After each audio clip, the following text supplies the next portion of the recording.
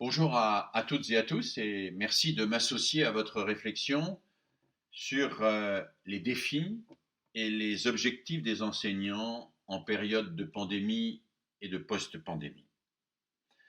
En introduction, je voudrais nous rappeler un fait évident, fondamental, mais qu'on a tendance à oublier et que cette crise nous a rappelé avec une force extraordinaire. C'est que la solidarité entre les humains n'est pas d'abord une valeur, c'est une réalité. Nous sommes solidaires. Que nous le voulions ou non, nous sommes solidaires. Et tout ce que nous faisons a un impact sur autrui, a un impact sur l'écosystème dans lequel nous vivons, a un impact sur la planète. Alors nous pouvons bien sûr ignorer cette solidarité, nous réfugier dans l'individualisme, le repli sur soi, le communautarisme, ou bien nous pouvons activer ces solidarités. Activer ces solidarités pour que l'entraide, pour que la coopération entre humains prépare un monde plus juste, où les êtres soient à la fois plus libres et plus heureux. Alors peut-être faut-il d'abord se demander, quand nous parlons de la formation des enseignants, où, quand, comment nous pouvons activer des solidarités. Où, quand, comment nous pouvons mettre en œuvre des solidarités. Faire en sorte que les personnes s'échangent des savoirs, s'échangent des compétences. Faire en sorte que les élèves dans les pratiques de classe coopèrent au quotidien pour découvrir la richesse de cette coopération et pour découvrir que c'est en s'associant à autrui d'une manière positive et constructive qu'ils pourront construire un monde meilleur. Alors à partir de là, et pour poursuivre la réflexion, je souhaiterais pointer quelques éléments qui nous ont été révélés, quoique nous les connaissions auparavant, par cette crise sanitaire. Alors en matière scolaire, on pourrait dire que ce qui a été le plus flagrant, c'est que cette crise a révélé à quel point les élèves étaient inégaux devant l'offre scolaire. Cette inégalité est d'autant plus grande qu'ils ne sont pas présents en classe et que jouent les conditions matérielles et sociales dans lesquelles ils se trouvent par ailleurs. Mais cette inégalité concerne aussi le rapport au savoir des élèves. Et nous avons bien vu pendant la pandémie à quel point certains pouvaient, parce qu'ils avaient acquis un rapport au savoir positif, une autonomie intellectuelle, continuer à progresser, pendant que d'autres, au contraire, décrochaient et ne rentraient plus dans les cadres scolaires. Alors cela doit nous alerter sur un point fondamental, essentiel dans la formation des enseignants, qui est précisément la reconnaissance de ces inégalités, non pour s'y résigner, mais pour lutter contre elles. Oui, il y a des élèves qui savent déjà qu'il est très agréable d'apprendre, qu'il y a du plaisir à apprendre. Oui, il y a des élèves qui ont découvert que chercher, trouver, inventer étaient des aventures intellectuelles fabuleuses et qu'ils pouvaient se réaliser là-dedans. Et puis oui, il y a des élèves qui ne savent pas cela, qui n'ont pas eu la chance de découvrir cela. Et donc, il nous faudra insister d'autant plus dans la formation des enseignants que ceci a été complètement mis en évidence ces derniers temps sur cette disparité. Ne pas nous résigner à ne faire réussir que ceux et celles qui ont déjà découvert, grâce à leur histoire personnelle, qu'il y a du plaisir à apprendre, à chercher, à se coltiner la culture et à avancer dans son travail personnel. Faire découvrir à tous, et donc aux autres, les bonheurs qu'il y a dans l'aventure intellectuelle, c'est évidemment un enjeu majeur et un enjeu majeur de la formation des enseignants. Et puis deuxième élément que nous avons découvert pendant cette période, nous le connaissions également, mais il nous est apparu plus massivement, c'est l'importance du collectif, l'importance de la classe. J'ai été frappé dans mes observations, ici en France, mais aussi un peu partout, en Europe et dans le monde, j'ai été frappé de la manière dont les élèves ont pu exprimer la solitude qu'ils ressentaient dès lors qu'ils n'étaient plus présents ensemble auprès du maître dans la classe. Et ceci nous alerte sur un point fondamental, c'est que l'enseignement, ça n'est pas simplement la juxtaposition de relations duelles, ce n'est pas simplement la juxtaposition de procédures individualisées qui opéreraient entre des maîtres et des élèves, c'est la mise en place de collectifs, tant dans la dimension symbolique que dans l'interactivité que ces collectifs permettent entre les personnes. Dans la dimension symbolique d'abord. Oui, une classe, c'est comme un théâtre, c'est comme un tribunal. Une classe, c'est une institution symbolique portée par un projet qui est le projet de transmission et de partage des connaissances. Et oui, dans cette classe, on doit être présent ensemble pour vivre symboliquement ce que porte le maître, c'est-à-dire ce projet-là. Et oui, pour beaucoup d'enfants, ils ont besoin de cette présence et ils ont besoin que le maître précisément incarne ce projet fortement. Voilà quelque chose aussi que nous aurons à prendre en compte et à transmettre fortement dans le cadre de la formation des maîtres. D'autant plus que nous savons aujourd'hui qu'il se joue énormément de choses entre les élèves dans la classe et parfois à l'insu du maître, entre les élèves qui s'épaulent, qui s'entraident, qui peuvent soit être mis en concurrence, soit au contraire être mis en situation de coopération. Et il nous faudra apprendre aux enseignants à mettre plutôt les élèves en situation de coopération qu'en situation de concurrence. Et puis, je voudrais insister sur un troisième aspect. Une troisième chose que nous avons apprise après le confinement, au moment où nous avons retrouvé certains des élèves dans les classes, et qui me semble très importante. Nous avons appris au fond que ces élèves avaient été affectés personnellement parce qu'ils avaient vécu des situations très difficiles, des situations de solitude parfois, des situations où ils avaient rencontré la maladie, la mort, l'angoisse, des situations où ils avaient découvert un monde qui leur faisait peur. Et ces élèves sont revenus en classe avec une grande insécurité psychique. Or, ce que nous savons, c'est que pour pouvoir apprendre, il faut de la sécurité psychique. Tout simplement parce que l'apprentissage, c'est l'insécurité intellectuelle. Pour apprendre, il faut se mettre en insécurité intellectuelle. Il faut dépasser les clichés, les représentations, ce que l'on prend pour des certitudes, et accepter de se remettre intellectuellement en question.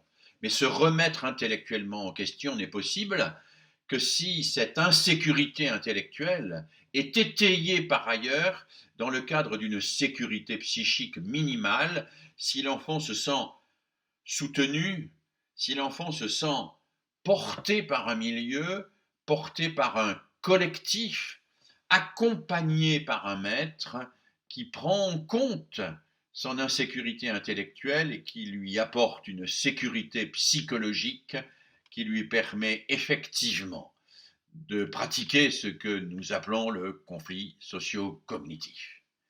Alors soyons attentifs à cela, soyons attentifs à ce que les maîtres que nous formons soient capables de proposer des situations où il y ait à la fois une difficulté intellectuelle qui met l'enfant devant un problème, parce que c'est nécessaire à son apprentissage, mais aussi et en même temps une sécurité psychologique qui permet à l'élève d'affronter précisément cette difficulté intellectuelle dans les meilleures conditions.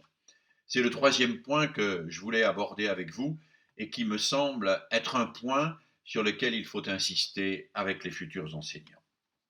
Je voudrais en venir maintenant à une deuxième partie sur les grands enjeux que cette période nous permet de repenser.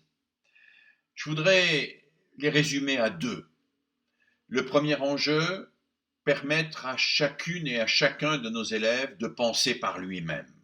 Le deuxième enjeu, leur permettre à tous de construire du commun. Permettre à chacun et à chacune de nos élèves de penser par lui-même.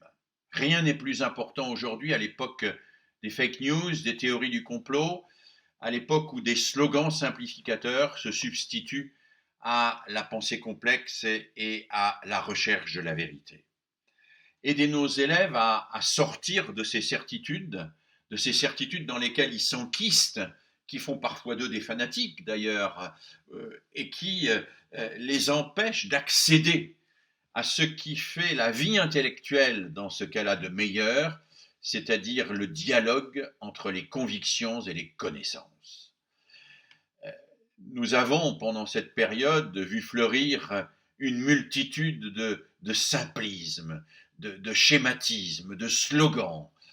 Nous avons vu fleurir des explications particulièrement caricaturales de la réalité. Et nous savons à quel point la démocratie peut souffrir du triomphe de cette schématisation, de ce simplisme. Alors, il y a un enjeu là majeur pour nos maîtres, pour notre système éducatif. Il est de prendre au sérieux cette maxime dont Kant disait qu'elle était la définition des Lumières, ose penser par toi-même. Ose penser par toi-même. Ne te satisfais pas de ce qu'on te dit. Ne te satisfais pas de ce que tu trouves sur le moteur de recherche. Ne te satisfais pas des slogans, même s'ils sont séduisants. Va chercher un peu plus loin. C'est pas facile pour un enfant, cela. C'est pas facile parce qu'il lui faut abandonner la plénitude de la certitude pour rentrer dans l'incomplétude de la recherche. Oui, la certitude, d'une certaine manière, elle me comble. Je sais enfin, j'ai la vérité. Je sais où sont les bons, où sont les méchants, et je m'arrête là. Et je tranche de tout à partir de là. Cette certitude-là, c'est le contraire de la recherche intellectuelle, de l'autonomie intellectuelle. Si nous voulons promouvoir le penser par soi-même, il nous faut aider nos enfants à entrer dans une recherche permanente, dans une exigence toujours plus grande de précision, de justesse et de vérité. Il nous faut substituer à eux cette satisfaction facile du croire tout savoir à une satisfaction infiniment plus difficile, mais infiniment plus grande, du chercher à comprendre. Passer du croire tout savoir au chercher à comprendre, c'est placer au cœur de l'acte éducatif la recherche. La recherche, cherchons, ne nous satisfaisons jamais de ce que nous croyons savoir, mais cherchons, faisons de nos enfants des enfants chercheurs. Et pour cela, faisons de nos enseignants des enseignants chercheurs, qui cherchent comment mettre les enfants eux-mêmes en recherche. Il y a là un enjeu absolument fondamental qui est constitutif, je crois bien sûr, de la possibilité même d'un régime démocratique qui soit un régime où la confrontation des opinions permette la construction du commun. C'est là ma deuxième idée force, la deuxième thématique que je voudrais vous faire partager pour l'avenir. Nous avons besoin d'une éducation qui construise du commun. Construire du commun pour éviter l'éclatement, l'explosion du monde en une juxtaposition d'individus individualistes. Construire du commun, c'est apprendre en classe à partager des connaissances et à partager les valeurs qui permettent d'accéder aux connaissances. Les connaissances, les savoirs structurés, formalisés, c'est ce qui se partage. Les croyances peuvent ne pas se partager, chacun a ses croyances, mais les connaissances, elles, dans ce qu'elles ont de structurel, elles se partagent et elles sont accessibles à toutes et à tous. Faisons le pari que les connaissances, les savoirs sont accessibles à toutes et à tous, et faisons en sorte que tous nos enseignants fassent ce pari dans leur classe, du partage des savoirs, du partage des connaissances. Enseigner, c'est cela. Et c'est découvrir que pour partager ces connaissances, il faut un certain nombre de valeurs. L'interdit de la violence, l'interdit de l'intimidation, toute une série de valeurs qui permettent précisément d'accéder au respect d'autrui et d'accéder au fait que chacun peut contribuer là où il est à ce que tous réussissent, tous accèdent à des connaissances, tous construisent des savoirs. Construire du commun, c'est cela, bien sûr, mais c'est aussi construire un cadre éducatif qui permet d'apprendre des autres. C'est mettre en place des institutions. Une institution, c'est ce qui permet que des individus entre eux ne se livrent pas à la violence ou à l'intimidation, mais permettent de faire émerger une parole commune du chaos, de l'entrechoc des individualités. L'institution, nous en avons besoin quand, par exemple, nous demandons à nos enseignants d'organiser des débats. Il faut que nos élèves débattent dans la classe. Mais un débat, ça n'est pas une discussion improvisée et libre. Un débat, c'est un moment institué, ritualisé, dans lequel il y a des règles.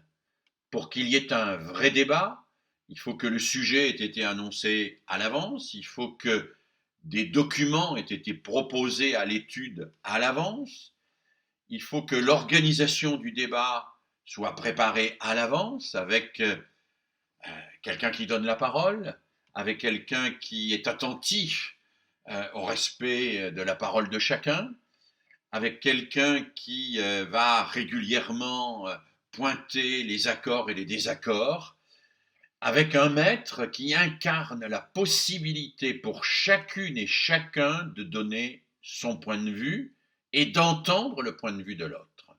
C'est pour cela que dans l'apprentissage du débat, je propose souvent qu'on impose à la fois à nos enseignants en formation, mais aussi à nos élèves dans les classes, qu'avant de contredire quelqu'un, on s'astreigne à reformuler ce qu'il a dit. Voilà, si j'ai bien compris ce que tu as dit, et à partir de là, voilà pourquoi je pense que tu as tort. Construire du débat, c'est construire du commun, c'est construire la possibilité d'un collectif où les individus ne basculent pas dans la violence, mais puissent sereinement prendre peut-être des décisions communes, des décisions qui ne seront pas l'incarnation des intérêts individuels de quelques-uns, du leader, du chef, de celui qui crie le plus fort, mais qui seront progressivement l'expression du bien commun. Alors je crois que nous avons là un objet de travail fantastique pour la formation des enseignants.